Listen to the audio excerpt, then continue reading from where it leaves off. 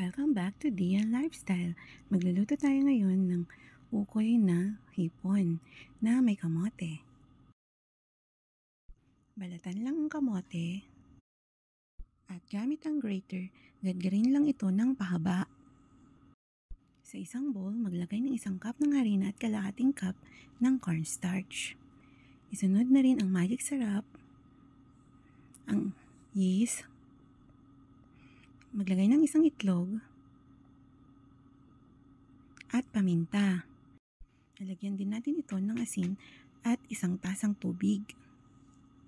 Batihin lamang ito hanggang sa mag-consistent ang butter.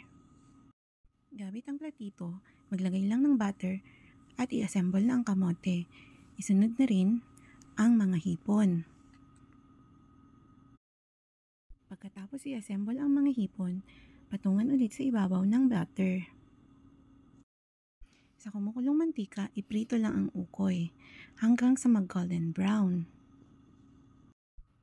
Para sa masarap na sausawan, mag-ready lang ng suka, ng sibuyas at pipino.